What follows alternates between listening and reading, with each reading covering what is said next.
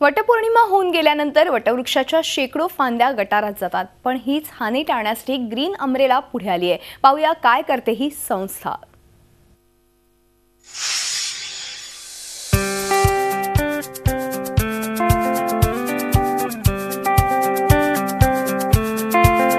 ही सगळी लगबग सुरू आहे वटवृक्षांना जीवदान देण्यासाठी।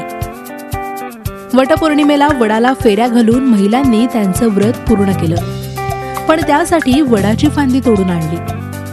वटपौर्णिमा झाली की दुसऱ्या दिवशी या सगळ्या फांद्या चक्क कचऱ्यात टाकल्या जातात। वडाच्या या फांद्यांची आणि पर्यायानं पर्यावरणाची हानी होऊ नये म्हणून ग्रीन अम्ब्रेला या संस्थेनं पुढाकार घेतलाय। मुळात वडाची फांदी तोडू नका असं आवाहन या संस्थेकडून केलं जातं। त्यानंतरही वडाच्या फांद्या तोडून पूजा केलीच तर त्या फांद्या आम्हाला आणून द्या असंही आवाहन ही संस्था करते।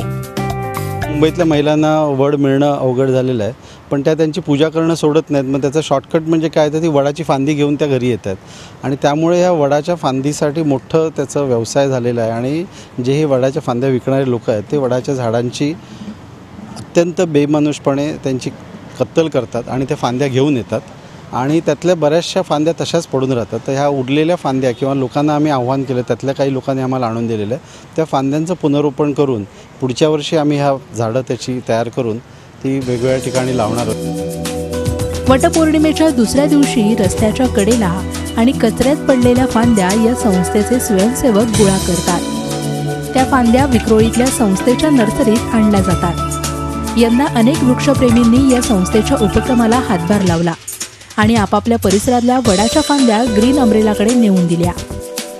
वडाच्या झाडाची पूजा करणं अपेक्षित आहे आणि त्याच्यापासून मिळणारा ऑक्सिजन घेणं अपेक्षित आहे आणि फांद्यांची पूजा करून काही मिळणार नाही आहे।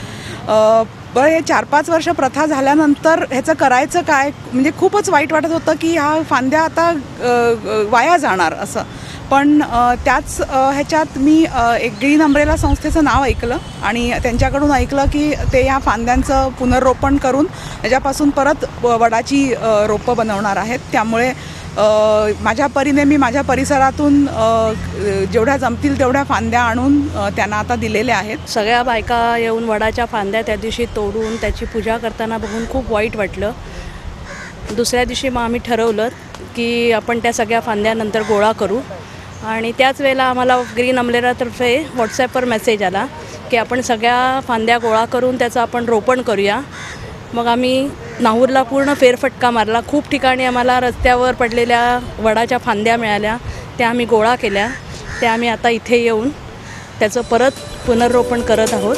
विक्रोळीच्या या नर्सरीत गोळा केलेल्या फांद्या शास्त्रयुक्त पद्धतीने पुनर्रोपित करण्याची प्रक्रिया सध्या सुरू आहे। साधारणतः महिन्याभरात या वडाच्या फांद्यांना पुन्हा मुळं फुटतील आणि त्यानंतर ही झाडं महामार्गाच्या शेजारी लावली जातील।